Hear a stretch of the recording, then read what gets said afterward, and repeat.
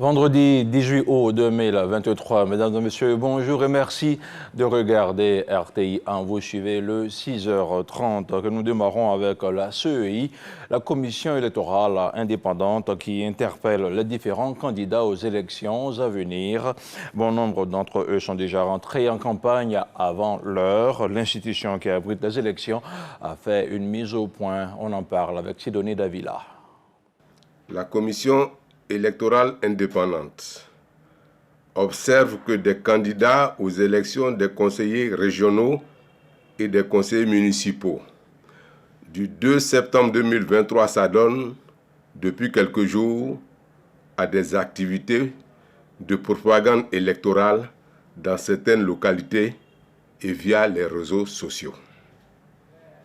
La Commission électorale indépendante dénonce ces attitudes d'incivisme et rappelle qu'au terme des dispositions de l'article 28 du Code électoral, les dates d'ouverture et de clôture de la campagne électorale sont fixées par décret pris en Conseil des ministres sous proposition de la CEI.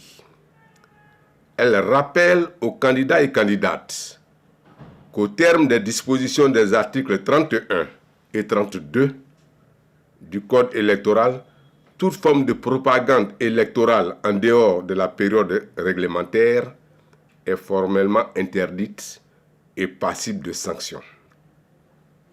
Tout contrevenant au test en vigueur s'expose, en conséquence, à une invalidation de sa candidature. La Commission électorale indépendante attache le plus grand prix au strict respect des dispositions susmentionnées. Elle sait compter sur le sens de la responsabilité et de la citoyenneté de tous et de toutes. Autre chose à présent, depuis son inauguration, le 5e pont d'Abidjan, baptisé Alassane Ouattara, continue de susciter de l'engouement. Les visiteurs sont de plus en plus nombreux et le flux de curieux perturbe parfois la circulation routière. En la matière, les exemples ne manquent pas. On y retrouve de nouveaux mariés qui posent pour la postérité, des piétons imprudents et même des espaces à aménager pour des campings éphémères. Sur l'ouvrage, la police nationale vient de déployer un dispositif sécuritaire pour garantir au mieux la fluidité routière. Un constat de Walter Amadou Ouattara. Pont Alassane Ouattara, il est 13h30 ce jeudi lorsque un ralentissement est constaté dans le sens plateau-Cocody. Pour l'usager, ce ralentissement n'enlève rien à l'utilité de l'ouvrage. Le ralentissement est dû au fait qu'il y a à la sortie du pont, il y a deux voies. Il y a deux voies qui se joignent là. Donc là, il y a un ralentissement. Sinon, depuis le plateau là-bas, c'est fluide. Et ça se passe très bien. Et nous sommes très heureux. Le feu ne gêne pas. Selon les agents commis à la régulation routière, généralement, cette situation dure de 13h à 20h30 dans le sens plateau-Cocody. Elle peut être due à la trop grande affluence des automobilistes à ce moment, mais aussi aux mariés qui y stationnent pour faire des photos. S'y ajoutent des passants qui traversent dans les deux sens de la chaussée. Certains prennent plaisir de camper sur le pont ou de déguster leur repas sur les emprises.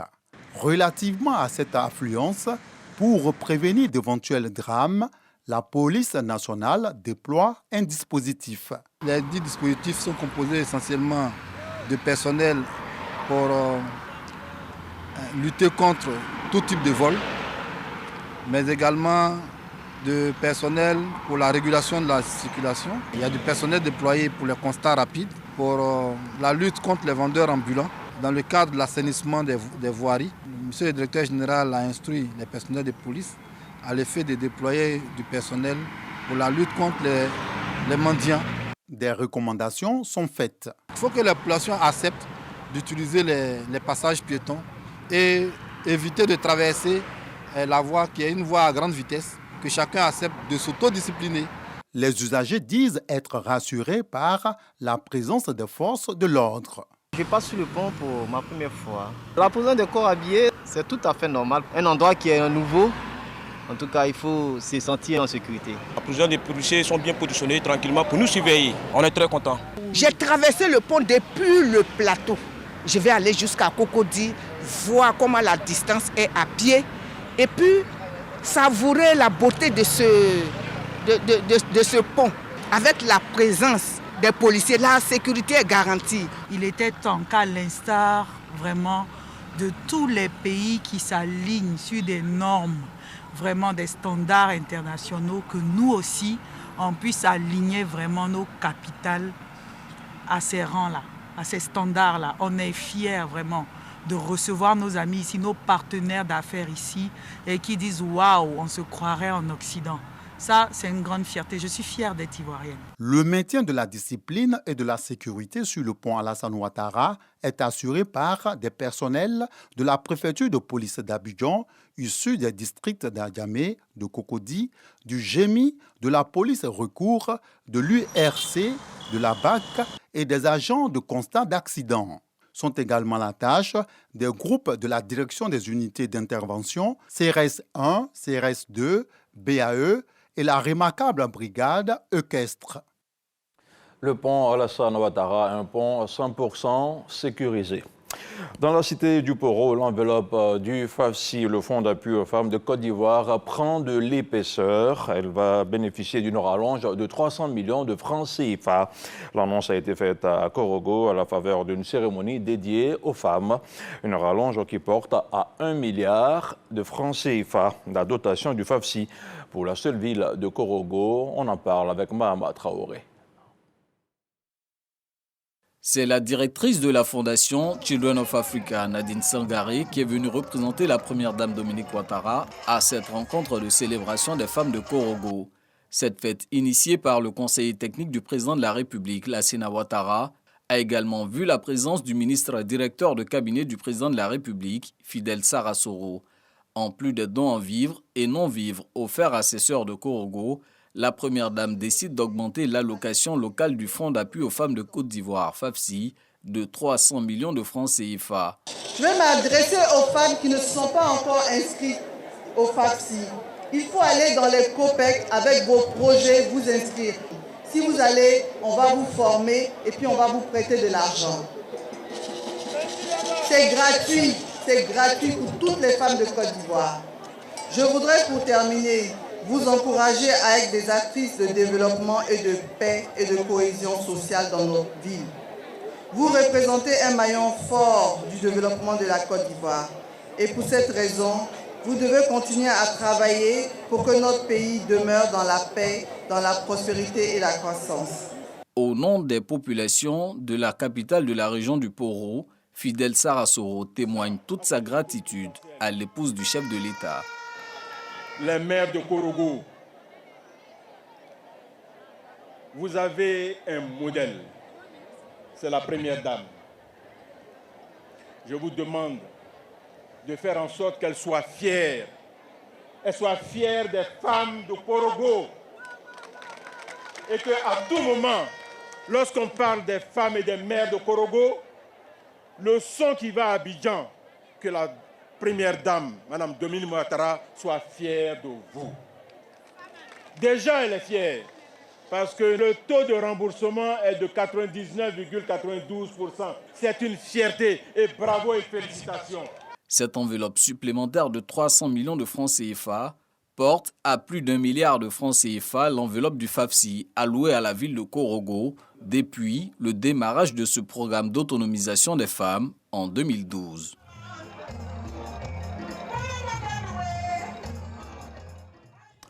L'insertion professionnelle pour les jeunes de la commune de Koumassi est désormais une réalité. Un bureau d'emploi, de stage et de formation pour le lancement des activités commerciales vient d'ouvrir ses portes. L'agence a été mise en service par le ministre Mamadou Touré. Ce bureau régional est le premier d'une série de 15 agences qui seront ouvertes sur l'ensemble du territoire national. Le compte-rendu de Didier Nguissan. L'agence Emploi Jeunes s'enrichit d'une nouvelle antenne régionale, celle de Koumassi. L'infrastructure destinée au traitement des questions relatives à l'insertion professionnelle et au financement des projets jeunes est inaugurée par le ministre Touré Mamadou et le maire de Koumassi, Cissé Bakongo. Le bâtiment est équipé en matériel informatique d'une valeur de 52 millions de francs CFA avec l'appui de la République populaire de Chine. La mission, c'est de mettre en œuvre le consensus conclu entre les deux chefs d'État, d'approfondir la coopération sino-ivoirienne dans tous les domaines, dont la formation des jeunesses, et dans le but de porter nos relations bilatérales à un niveau plus élevé au grand bénéfice de nos deux peuples. Le premier magistrat de la commune qui a réceptionné le bâtiment compte en faire un levier de plus pour l'insertion de ces jeunes administrés. Lorsqu'on a son sésame, le fameux diplôme, il faut chercher un emploi. Cet emploi, lorsqu'on croit qu'on l'a trouvé, on est tout de suite heurté à un obstacle. On se heurte à un obstacle, celui de l'absence d'expérience. Cette agence Emploi Jeunes va résoudre ce problème. À ce jour, 3 241 personnes ont bénéficié d'1,102 milliard de francs CFA de subventions à Koumassi. Il est prévu pour 2023 des financements d'1,051 milliard de francs CFA au profit de 2239 jeunes, des artisans et commerçants. C'est le déploiement de tout le dispositif de l'agence Emploi Jeunes. Koumassi est une ville importante avec une zone industrielle qui offre beaucoup d'opportunités en termes d'insertion pour les populations en général, mais pour les jeunes de Koumassi en particulier. Nous voulons accompagner cette politique locale. Au total, 14 agences régionales emploi jeunes seront ouvertes sur l'ensemble du territoire national, auxquelles il faut ajouter une soixantaine de guichets. On note par ailleurs un gros engouement dans le processus d'enrôlement de la CMU, la couverture maladie universelle. Le ministère de l'Emploi et de la Protection sociale qui a renforcé son dispositif vient d'ouvrir 327 points d'enrôlement supplémentaires. Maître Adama Kamara, qui veille au respect des mesures prises, a visité récemment quelques sites dans la zone de Marcory. Serge Coléa. Depuis sa mise en service, le site d'enrôlement in situ de Marcory Zone 4 ne désemplit pas. Le dispositif mis en place permet de produire 2000 cartes par jour. En 15 minutes, le requérant repart avec sa carte CMU. Comme annoncé par le ministre, le recrutement de 3000 agents pour accélérer le processus sur le terrain, les équipes de la caisse... 1500 cartes. Vous allez constater qu'on a, quelle que soit l'heure à laquelle vous allez arriver le matin, vous allez être en 500 nouveaux sites. C'est assuré du bon déroulement des opérations. Il marque ainsi sa volonté de veiller au déploiement de sites supplémentaires. Cette visite-là est la concrétisation d'un engagement en indiquant à nos concitoyens que des centres d'enrôlement seront ouverts pour faire face à la problématique à laquelle les populations sont confrontées, à savoir l'enrôlement à la couverture maladie universelle. Et vous le constatez, ils sont dans l'air conditionné, ils attendent paisiblement et ils sont reçus dans un délai assez proche.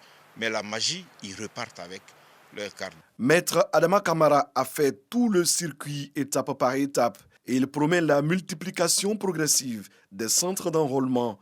Le ministère prévoit à court terme 900 nouveaux sites pour un total de 1048 sur le territoire national. Dans l'actualité hors de chez nous et surtout au Niger, et selon le chef d'état-major du Ghana, l'intervention militaire de la CEDEAO au Niger est désormais décidée. L'officier a affirmé hier jeudi que les États membres vont mettre en place une mission de soutien à la stabilisation. C'est la deuxième fois que les chefs d'état-major se réunissent pour parler d'une éventuelle intervention militaire au Niger. La CEDEAO veut permettre à ces peuples de pouvoir continuer à choisir librement ses leaders. Et puis en Afrique du Sud, 7 partis politiques d'opposition créent une alliance pour les élections de 2024. L'objectif affiché de cette union de forces est de faire tomber l'African National Congress, ANC, au pouvoir depuis la fin de l'apartheid. Cette ambition de former une coalition avant même le scrutin est portée par le premier parti d'opposition, l'Alliance démocratique, qui plafonne autour de 20% des voix. Elle a clairement besoin, sinon elle a clairement dit avoir besoin d'alliés afin de ravir la majorité à l'ANC. La conférence pluripartite qui se voulait historique a eu lieu dans le même hôtel qui avait accueilli les négociations pour le démantèlement de l'ANC il y a quelques années. Voilà qui referme ce point d'information. Merci de rester sur RTI 1. L'info continue sur le www.rti.info.